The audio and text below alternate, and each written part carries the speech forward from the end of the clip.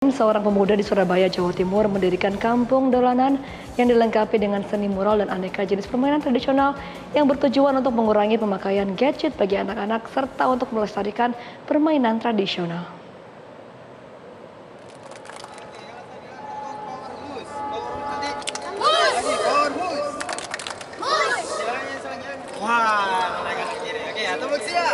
Pemirsa, kampung dolanan ini dibangun di sebuah kampung yang berada di dalam komplek bengkel lokomotif di kawasan Sidotopo, Surabaya, Jawa Timur. Sekelompok anak yang tinggal di kawasan ini dilibatkan untuk mensosialisasikan permainan tradisional dengan memvisualisasikan melalui mural. Di kampung dolanan ini, anak-anak bisa melakukan aktivitas permainan tradisional seperti enggrang, tali bambu, ular naga panjang atau seliwuran, hula hoop, dan berbagai permainan tradisional lainnya.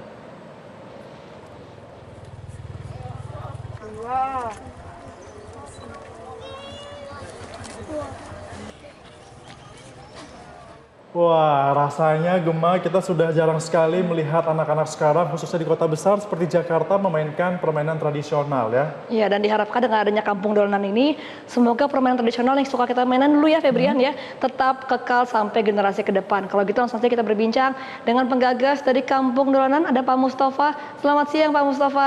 Selamat siang Pak Mustafa. Ya, selamat siang. Oke, Pak Mustafa, sudah sejak kapan sih kampung dolanan ini diciptakan dan apa yang menjadi inspirasi Pak Mustafa ketika mendirikan tempat ini? Kampung dolanan ini didirikan dari tanggal 13 Desember tahun 2016. Jadi kurang lebih sudah sekitar 6 tahun sampai yang sekarang. Salah satu motivasinya adalah tentang mengapanyakan budaya-budaya kearifan lokal dari yang diajarkan oleh nenek moyang mengenai permainan tradisional, dan ada nilai-nilai filosofi di dalamnya seperti hum pimpa alai hum gambreng. Ketika diteliti ternyata itu artinya adalah dari Tuhan kembali ke Tuhan, ayo bermain. Wah, ini merupakan kegiatan yang tentunya sudah sangat jarang dilakukan, bisa dicontoh nih dengan anak muda lainnya di seluruh Indonesia. Pak Mustafa atau Mas Mustafa nih ya, lebih enak manggilnya kayaknya. Gimana sih pengenalan awal dan juga sosialisasi kampung dolanan kepada anak-anak?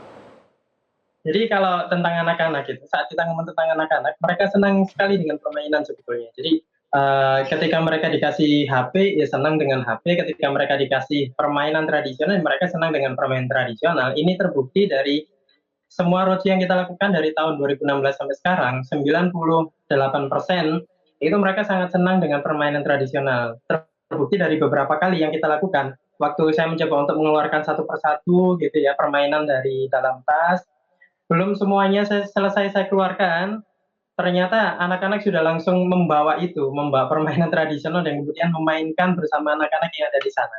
Artinya dari segi ketertarikan, saat ada yang mengajari mereka untuk bermain permainan tradisional, mereka pasti senang dengan permainan tradisional. Karena kami sudah membuktikan itu dengan anak-anak dari berbagai daerah yang kita ajak untuk bermain. Oke, Mas Mustafa, saya lihat belakang ada ini ya, congklak ya. Sejauh ini ada berapa sih jenis permainan tradisional yang disediakan dan ada apa saja di sana?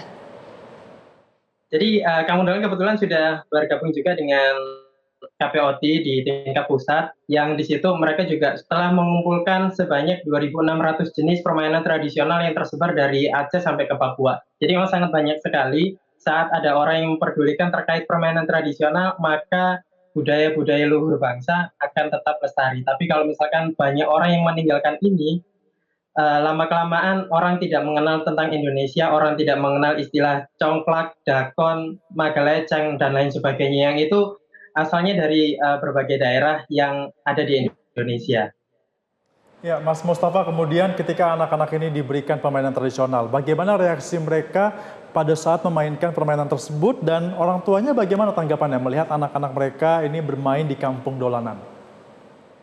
Alhamdulillah responnya senang, jadi semakin hari semakin bertambah waktu, itu banyak anak yang datang juga untuk bermain, dan kemudian di kampung kami itu juga saya gambarkan tentang permainan tradisional di mural oleh teman saya Arif Dirbowo, terus kemudian didanai juga oleh Putri Anak Pariwisata Jawa Timur, Karina Avandi, yang support banget tentang budaya permainan tradisional. Jadi berbagai macam hal kita lakukan untuk menambah daya tarik agar anak-anak yang kecil-kecil itu tertarik dengan dunia permainan tradisional yang kita gelar setiap hari Minggu, terus kemudian di berbagai daerah, mulai dari kampung, sekolah, dan lain sebagainya, kayak gitu. Oke, Mas Mustafa, ini ke depannya harapannya seperti apa sih setelah membangun kampung dolanan? Apakah akan menciptakan kampung-kampung lainnya nih, Pak? Ya, harapannya dengan aktivitas yang kami lakukan itu membuat tergugah para penggerak, para pemuda, para orang-orang yang paham tentang permainan tradisional untuk bisa menciptakan kampung-kampung sejenis dengan memunculkan aktivitas permainan tradisional. Syukur-syukur ketika di luar sana pengen merespon, aku pengen kampung dolanan di kampungku bisa nggak? Oh bisa, kita berkolaborasi untuk membuat kampung dolanan di daerahnya masing-masing dengan mengangkat kearifan lokal, kebudayaan lokal dari daerahnya masing-masing. Sehingga misalkan di Jogja atau di Makassar misalkan juga akan menggunakan bahasa Makassar, bukan menggunakan bahasa Surabaya. Kita angkat budaya-budaya lokal untuk bisa didengar oleh nasional atau bahkan internasional. Baik, Mas Mustafa, terima kasih selaku penggagas dari Kampung Dolanan sudah bergabung bersama kami di Newsline. Semoga bisa selalu menginspirasi.